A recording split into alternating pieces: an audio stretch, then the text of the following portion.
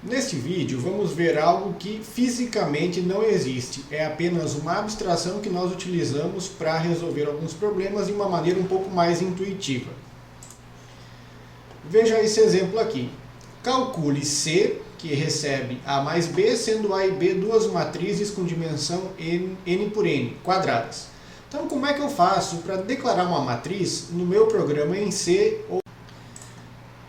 Veja aqui. Para declarar uma matriz, eu preciso informar o nome desta matriz, deste vetor, deste array, o tipo dos elementos, então é uma estrutura homogênea, todos os elementos no vetor nesta matriz são do mesmo tipo, e agora uma pequena diferença entre as matrizes e os vetores que nós vimos anteriormente. Eu preciso especificar agora a quantidade de linhas da matriz e a quantidade de colunas. Então tenho este colchetes aqui duas vezes. Quando eu trabalhava com vetores, eu só tinha isso uma única vez.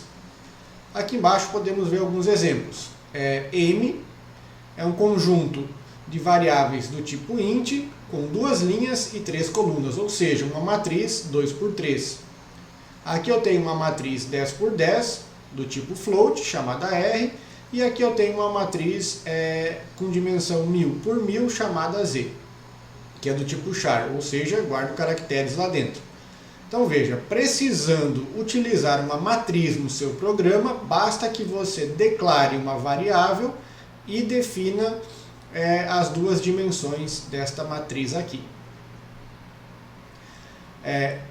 Por que eu falei lá no início que isto não existia fisicamente? Porque na memória eu não tenho uma matriz, um array bidimensional. Então veja esse caso aqui. Tem uma matriz C que foi declarada com 3 linhas e 3 colunas. Cada uma das linhas desta matriz aqui é guardada na memória como um vetor. Tá? E vem um após o outro. Então, de forma contínua na memória, eu tenho 3 vetores representando esta matriz. A única diferença em relação a um vetor convencional com uma única dimensão é a maneira como eu faço para acessar os elementos do C. Nesse caso aqui, eu preciso fornecer 2 índices entre colchetes e não apenas um, onde o primeiro é o índice da linha e o segundo da coluna. Então veja, o primeiro elemento da matriz, linha 0, coluna 0. O segundo elemento, linha 0, coluna 1, e assim sucessivamente. Então preciso gerar agora um par de índices para acessar cada um dos elementos desta matriz C. Mas na memória eu tenho um conjunto de vários vetores unidimensionais, um após o outro. Voltando aqui, veja que isso aqui é muito interessante. Uma matriz pode ser interpretada como um conjunto de vetores. Então imagine que em algum caso você quer declarar uma lista que contenha vários nomes de pessoas. O que é que você pode fazer? Você pode declarar uma matriz bidimensional de caracteres e cada uma das linhas desta matriz pode ser tratada como uma cadeia de caracteres. Em um próximo vídeo eu vou mostrar um exemplo para esse caso. Tá? Mas lembre desde agora que uma linha de uma matriz ela é idêntica a um array unidimensional. Voltando ao nosso exemplo. Calcule a matriz C, que é a soma das matrizes A e B, que são quadradas. Então vamos resolver este exemplo aqui no CodeBlocks para ficar claro como eu utilizo matrizes no meu programa.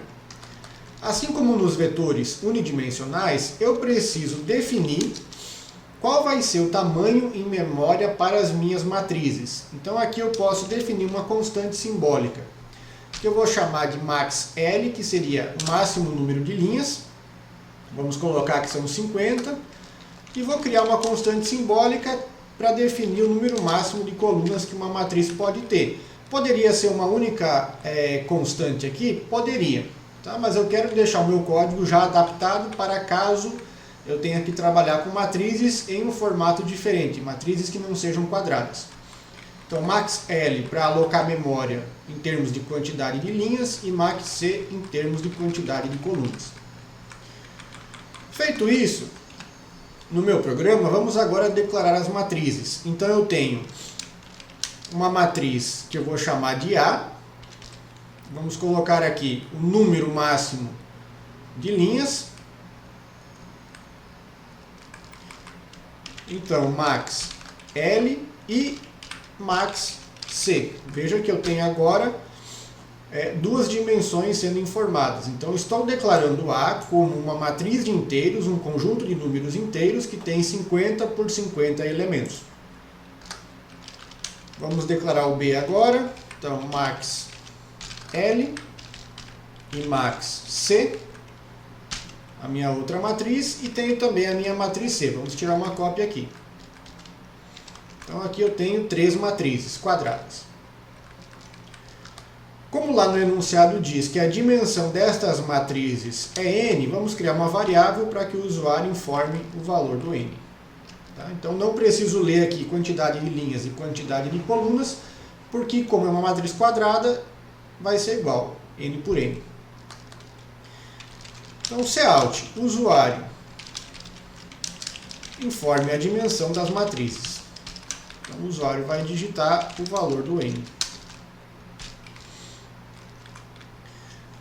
Agora, nós temos um pequeno detalhe. Eu preciso fazer a leitura dos valores da matriz. Então, o que eu preciso observar é que cada um dos elementos que vai ser lido a partir do teclado é acessado por uma combinação de índices. Índice da linha e índice da coluna. Então, eu preciso escrever uma estrutura de repetição que me gere todas essas combinações de valores. 00, 01, 02, 03. 10, 11, 12, 13 e assim sucessivamente até chegar em todos os elementos da matriz. Então eu posso criar, nesse caso, um laço de repetição for, que tem um índice i que começa em 0 até que i seja menor que n e mais. Então o que este laço vai fazer? I variando de 0 até n vai me gerar todos os índices de linha. Tá? Então aqui eu teria 0, 1, 2 até n-1.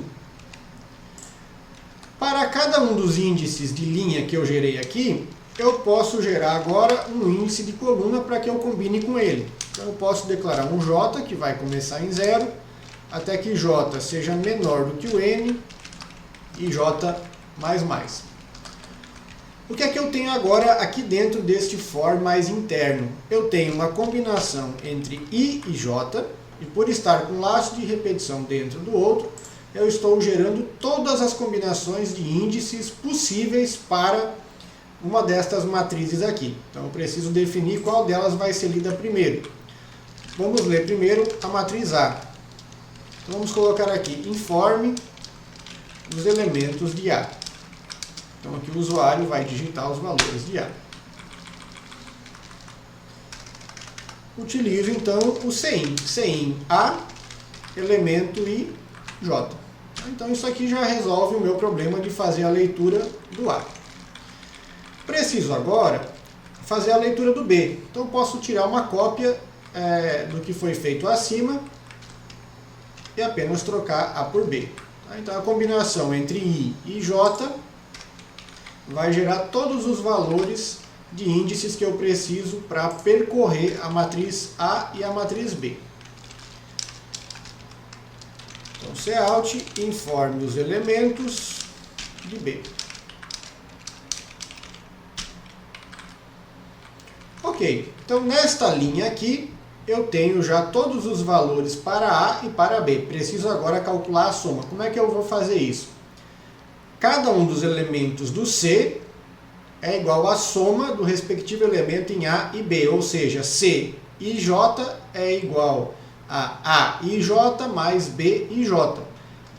Novamente agora, então, eu preciso gerar todas as combinações de índice que eu tenho na matriz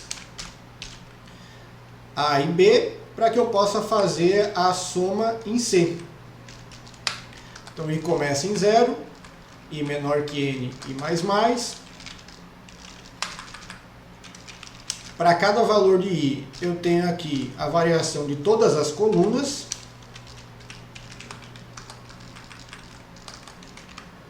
Então aqui eu tenho condições de fazer a combinação dos índices, ou seja, C e J recebe A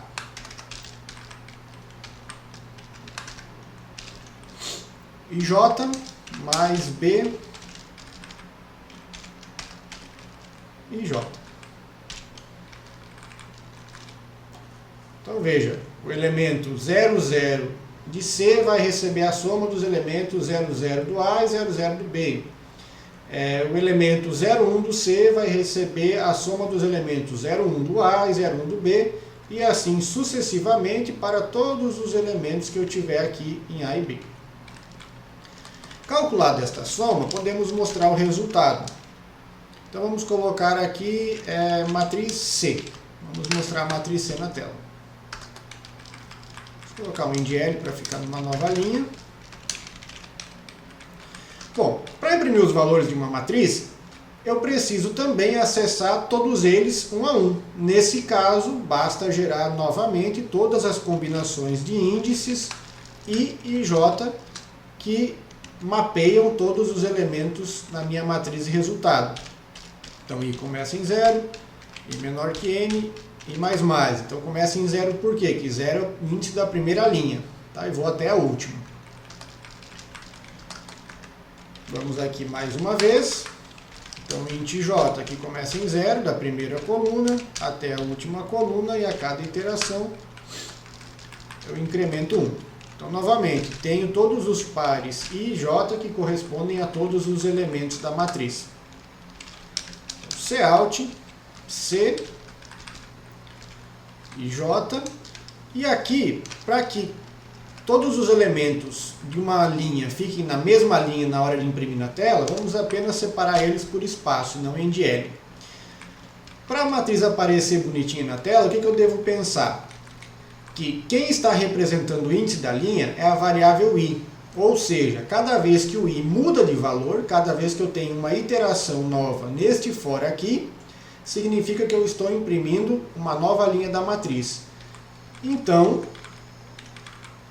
antes do laço de repetição deste for aqui se encerrar, antes de eu ir para a próxima iteração, vamos colocar aqui Cout NDL, ou seja, nova linha. Por quê? Este for imprime todos os elementos de uma linha, todas as colunas. Após isso, vou para uma nova linha e, se for o caso, na próxima iteração, imprimo outra vez outra linha da matriz. Então, isso aqui vai me gerar o formato matricial na tela. Vamos compilar o nosso código e vamos testar.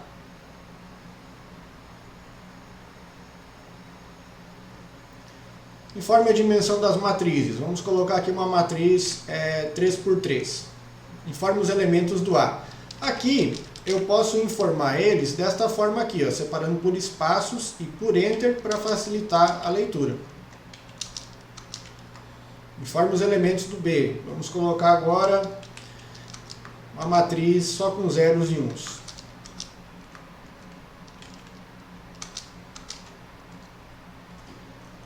Então eu tenho como resultado a matriz C impressa neste formato aqui.